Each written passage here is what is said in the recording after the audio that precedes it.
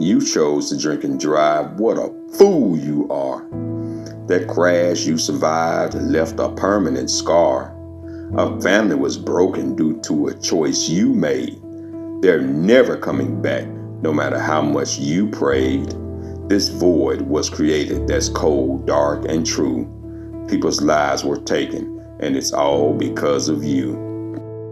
Good morning, good afternoon, good evening, and welcome once again to my channel, Stop Effing Killing. I'm your host, the MOD, also known as the Method of Delivery. Before we get into today's topic, if you find anything that resonates with you, please like, share, and subscribe. So, today's topic is DUI. Why? Again, DUI. Why? DUI is one of the most preventable crimes that exist today. In 2023, the National Highway Transportation and Safety Administration said that 12,429 people lost their lives due to DUI. That's 34 per day. One person every 42 minutes in 2023 lost their lives due to a DUI driver. Let's talk about Talbunta. Yet process that the mother is truly gone. Some of them witnessed the immediate aftermath of the crash that happened just down this section of Golden Given Road behind me. Some of the chaos was captured on deputy body camera. Holy crap. A tragic crash changed one Pierce County family forever. I just feel her in my arms, like trying to bring her back to life. This is my mom. Yeah. Peter and Lisa are two of the 5 siblings who called 69-year-old Talbunta mom. She played the role of like our mom and our dad.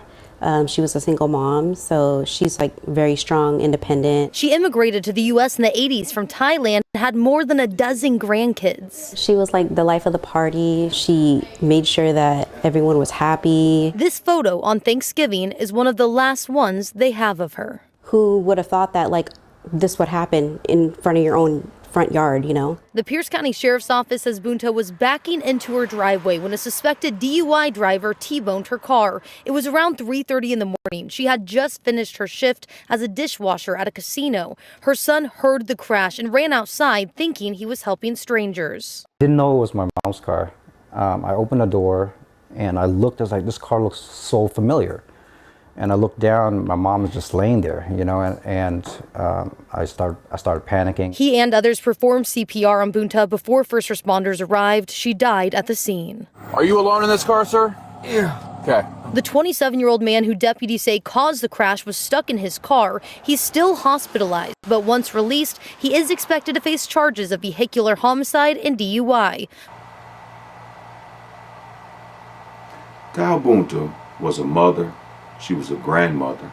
She was a single parent and well loved by her family. And one unfortunate night, on her way home, while pulling in her driveway after working her shift, a DUI driver came along and took her life. And this is a sad tragedy because these types of stories, they're happening all over the country. Every single day in this country and other countries around the world, people are unaliving folks due to DUI. With regards to property damage, in this country it is estimated that in 2019, which were the latest figures were available, DUI caused approximately $58 billion in damage. This is legal fees, medical bills, damage to cars and trucks, utilities, buildings, and other property. Not to mention, people who are injured who don't lose their lives, the time that they have to take off, due to the injuries. So who is intoxicated? A person with a BAC of 0.08% alcohol per grams of liter of blood is considered to be intoxicated. When you look at someone like Ariana O'Brien, who unalived 2 men and injured 3 kids, you have to ask yourself, when are we going to have had enough of people driving while intoxicated? Let's take a little bit look at that story. News tonight, 2 men are dead and 3 children have been hospitalized after a suspected drunk driver slammed head-on into another car in Colton. It happened just after 10 o'clock last night near Mill and Ohio Streets. Police say a Toyota driven by this woman, 24-year-old Ariana O'Brien, collided with a BMW. A man in the Toyota and a man in the BMW both died there at the scene. The 3 children were in the Toyota. O'Brien was arrested on suspicion of vehicular manslaughter and child endangerment. No matter what happens when a person takes someone's life during a DUI, you can't bring that person back. No matter what you say, no matter what you do, you can't bring that person back. According to Britannica.com, a person has about 4.5 to 5.5 liters of blood in their body. And out of those liters of blood, out of each one of those liters, 0.08% of that liter of blood considers you intoxicated. The Cleveland Clinic states that the liver can process only 1 drink per hour. And they consider a drink to be 12 ounces of beer, 5 ounces of wine, or 0.5 ounces of wine, or 1.5 ounces of liquor. Now, how many of us have been to a party, a social function, or a gathering and have seen people literally kill a 6-pack? And when I say kill, I don't mean literally, I mean drink. A 6-pack of beer within an hour, a 10-pack of beer, a 12-pack, multiple shots of vodka. People do build up alcohol tolerance. However, 0.30 to 0.4 BAC is considered alcohol poisoning. And then we have Stacy Sanchez, who had a BAC content of 0.16 or greater. In other words, twice the legal limit of, someone being considered intoxicated. Let's take a short look at her story. A breakdown in court, a woman in tears as she's sentenced for murder. Good afternoon, I'm Kimberly Hunt. Stacy Sanchez was drunk when she hit a North County man. She drove another half-mile with the body in the windshield. 10 News reporter Jennifer De La Cruz is live at the Vista Courthouse. And Jennifer, the victim's family showed up to share their pain from losing their loved one. It was intense. Yeah, Kimberly. Well, the niece of the man who was killed made a statement in court today. As soon as she started speaking, Sanchez became so emotional and hysterical that she had to leave the courtroom. Stacy Sanchez was found guilty of second-degree murder, gross vehicular manslaughter, and hit and run back in April. Police say she was drunk when she hit and killed 69-year-old Jack Tenolzen on an Oceanside sidewalk in June of 2016. The district attorney's office says she had a conscious disregard for human life and her blood alcohol level was more than twice the legal limit. Tenolzen's niece spoke at the sentencing today with a special message that left Sanchez overwhelmed with tears. I love my Uncle Jack. I will never get another opportunity to see my uncle. Because of your actions, Stacy Sanchez, my heart is broken. I'm sorry. Now, during that horrific accident, police say Tenolzen's body went through the windshield and into the passenger seat of her car, and she continued to drive with him there for at least half a mile. They say the bottom of his leg was cut off during impact. She was eventually arrested at her home with shards of glass still in her hair. She was sentenced today to 15 years to life in prison. So, after hitting a man, she drove half of a mile with this man in her windshield. And she was given 15 to life for this crime.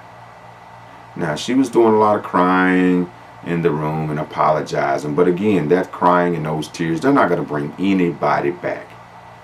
You cannot undo what you've done. So, how can you prevent DUI? Well, the first thing you can do is stay at home. Stay your ass at home if you're gonna drink alcohol. You know when you're going somewhere to get drunk. You don't have to go. Just stay at home and drink. and drink and go to sleep. You know, thereby, you know, you don't have to worry about taking somebody's life or losing your own life or injuring somebody. Just stay at home. If that's not going to work for you, arrange a designated driver. Now, I myself have been in that position before where I've had a friend call me up and say, hey, you know, I'm going to this party and I'm going to get drunk. I'm not going to lie to you. I'm going to get drunk. And I want you to go to this party. I want you to drive us to the party. And I want you to drive me home. Make sure I get home safe. And what did I do? I drove us to the party. He drank his alcohol. I drank my water. And, you know, we drove home. There were no police stops. There was no straddling lanes, no speeding, slurred speech. There was nothing except he got to his destination and I got to my destination safely. That's important because even though he was intoxicated, I wasn't. So we didn't put anybody's lives in danger those many nights that I drove him home from these parties. So if you don't want to stay at home, you don't want to, you know, find a designated driver, call a ride share, a Uber, Lyft, a cab, or have someone call the one for you. You know, there are plenty of platforms out there that help people, you know, get to their destination safely. If all else fails, if you can't stay your ass at home and drink, if you don't want to call, you know, one of your friends or family to be a designated driver, and you don't want to call in advance or, you know, have someone call for you, a ride share, then please, somebody call the police. Don't let this person, whoever that person may be, get in the vehicle and drive intoxicated.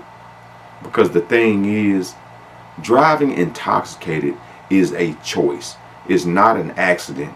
You chose to become intoxicated, to drink too much. And I'm not against alcohol consumption. I'm against excessive alcohol consumption. Anything in excess is bad.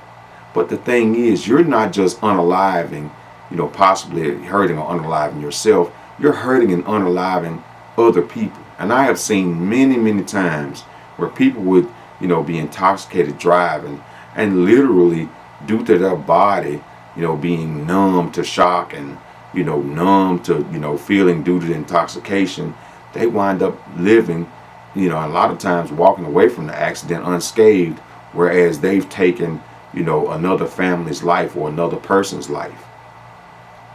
If all else fails, just call the police on them. We have to get these people off the streets. And if you take someone's life and you are found to be intoxicated, you should get life in prison. A life for life. You should trade your life for the life of the person or people's lives that you took. Because in the end, there is no you and no me in this fight against DUI and intoxicated drivers. There is only we, and we must do everything that we can to stop the effing killing. Thank you, and have a safe day.